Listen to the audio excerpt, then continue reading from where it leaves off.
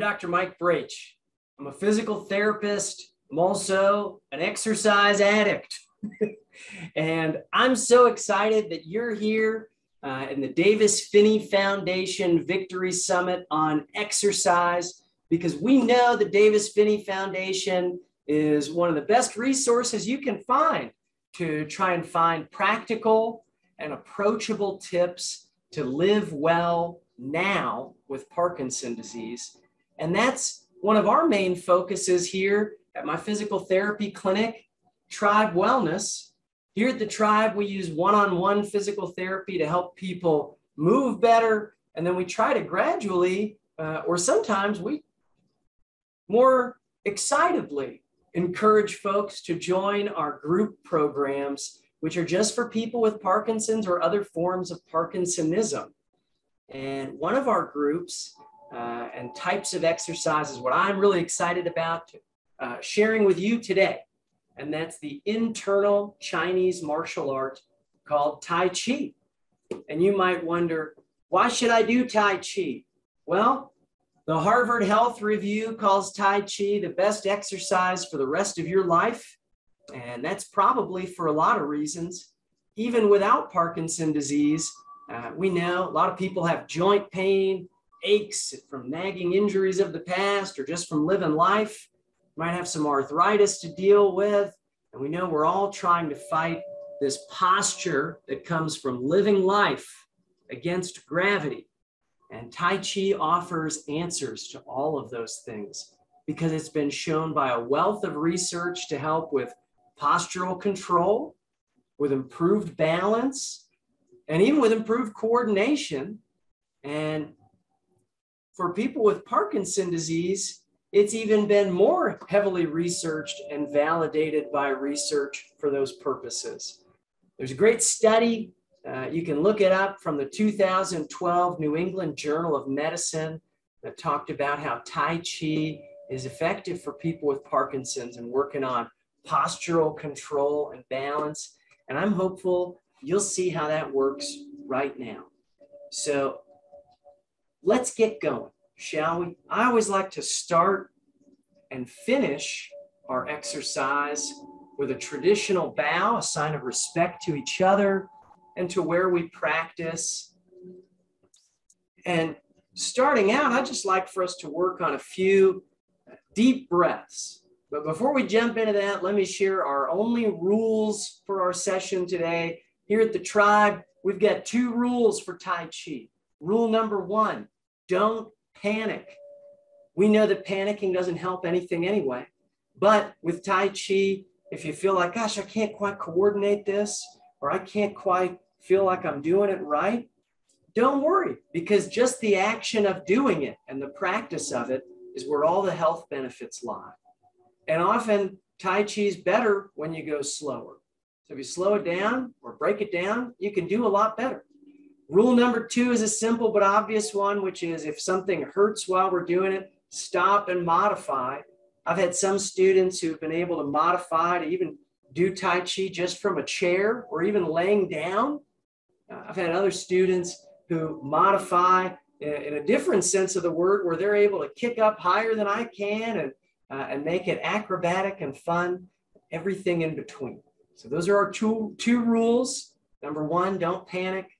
Number 2, if it hurts, stop and just do the stuff that doesn't hurt. But let's start out here with one of the real gifts of Tai Chi, deep belly breathing. We can reach out nice and slowly, breathing in. We can lower the palms, breathing out. And even just this deep belly breathing, trying to pull the air in towards your stomach and exhale slowly. That alone is linked with reducing a big stress hormone in the body called cortisol.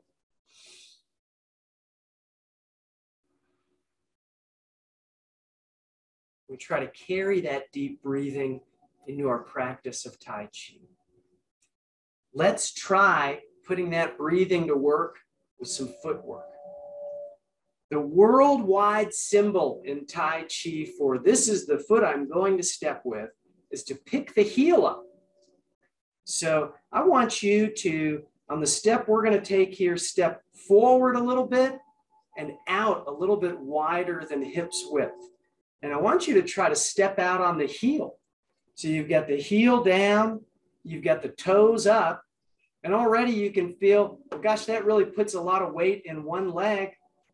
And that alone is helpful for building strength and coordination and balance, awareness of where your body is in space. We're going to slowly shift the weight forward here as we flatten the front foot. We're going to bend the front knee, straighten the back leg. I'll give you a side view here. Keep both feet flat on the floor. To get out of this, just sit back, picking up the toes, and step in. If you're a little wobbly coming back, try a shorter step. Let's do a few of these. We'll step out on the heel, flattening the foot slowly. Hips forward, head up and back up. To get out of it, we'll sit back, pick up the toes, and step in. Let's try the other side.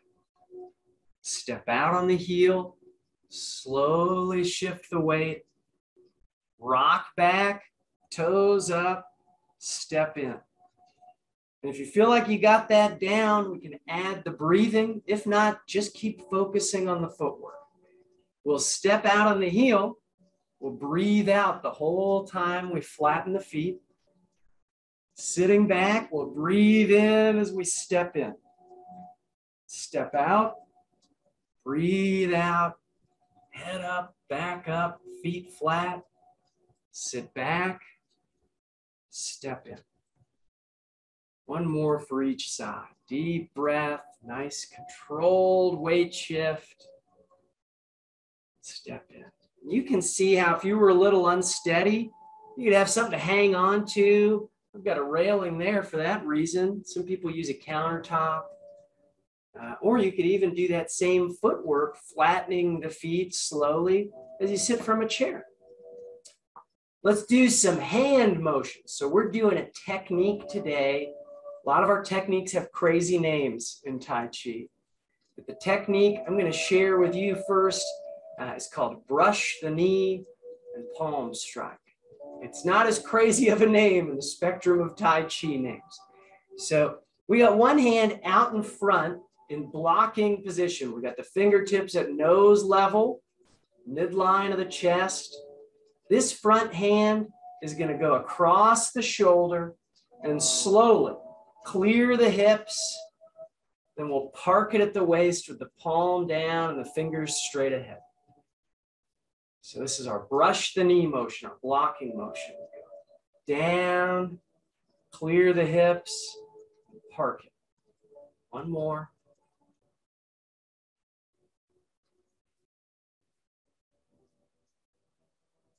The other hand is our palm striking hand.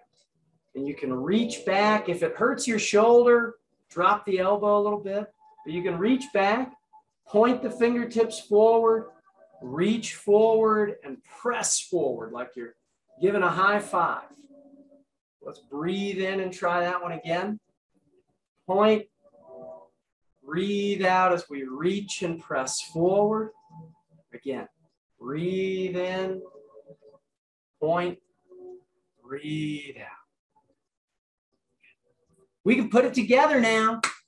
Front hand blocking position, other arm up behind you. We can do a two-part motion. One hand drops down to block. The other hand points and presses forward. If that feels easy, well, you can try to harmonize the movements where you start both hands at the same time and you finish both hands at the same time. So you're seeing whether you're doing one hand and then the other, or whether you're doing them together, that there's a real intense cognitive focus, and you can feel how helpful that is for brain health. That's even helpful for reactive balance, which tends to be a real target in physical therapy for people with Parkinson's disease. Let's try the other side, blocking hand out in front. Earlier, what did we do with the front hand? Well, we dropped it down. And we parked it at the waist. Let's do that again. We'll drop it down, park it at the waist. Again, drop it down, park it at the waist. Backhand earlier, what did we do with it? Well, we pointed it forward and we reached and pressed forward. And you know, if you've done some research on living well with Parkinson's disease, that intentional focus on your movements and that large amplitude movements where you're getting a big reach are helpful. That's one of the many reasons that I feel like Tai Chi is such a valuable tool for people with Parkinson's. Let's put this together. Blocking position. Other arm up. Brush the knee and palm strike. We're going to do 2 more like this. Brush the knee, palm strike, blocking position, other arm back. Let's do 1 more while we brush the knee and palm strike. And now we can get a little crazier. We can start alternating our hands, blocking position, reach back, we'll brush the knee and palm strike. We're going to turn that blocking here, that palm striking hand into blocking position. Bring the other arm back. Brush the knee, palm strike. Front hand goes to blocking position. Other arm reaches back. Brush the knee, palm strike. Blocking position, reach back. Here's our last one right now. Brush the knee and palm strike. And you might say, well, that makes sense. I'm doing okay. And you might wonder, hey, why is this considered to be action meditation anyway? And I'll tell you, if we're focused on coordinating the hand movements with the breath and with what we're doing next, the footwork, it's hard to let the mind wander off into the past or drift off into a potential future scenario. So let's put it together. Earlier, we were taking that nice step, shifting the weight and coming back. We're doing that again. Blocking position, same side of the body. We'll raise the heel. We'll reach the other arm back. All of a sudden, it's Tai Chi time. We're going to step out on the heel, and the whole time we shift the weight, we're flattening the feet, front hand blocks down, back hand points and presses forward. We can sit back and step in. We can even change sides. Blocking position, other arm up, step out, to brush the knee and palm strike. Sit back and step in. We can try just a couple more. Blocking position, other arm up, brush the knee and palm strike. Back. Brush the knee and palm strike. Good. We can make this so much more complex, which is great after a lot of practice. But hopefully you can see we can just layer more and more on. We're doing Yang style Tai Chi, Y-A-N-G. It's one of the 5 major styles of Tai Chi. It's most commonly taught around the world. And in Yang style Tai Chi, we've been doing one posture. The Yang style long form is a choreographed sequence of moves with 108 postures. So you can see how it could take a lifetime to really master Tai Chi. I've been doing Tai Chi for over 20 years now, I think. No, almost 20 years. And I've been teaching it for about 10 now. And there are days where I feel like I'm not that great at it. But there's so much to find here. We've got great ways to coordinate these motions with multi-directional stepping and our choreographed sequences of movements, our forms, our routines, where you can get a whole lot more practice than you get in a normal gym setting or even in a physical therapy setting, because you can get a lot of reps while you try to wrap your head around the concepts. If you're interested in this, I'd love to share more. You can always look around. Your local YMCA probably has a class, or Senior Center probably has a class. We've got groups here at Tribe Wellness 4 days a week that are online and in person here in Texas. You could always visit tribewellness.org, www.tribewellness.org, to find out more information. I'd love for you to check out a class. I've got some videos I could send you to, and you could always reach out to me with questions. My email's mike@tribewellness.org.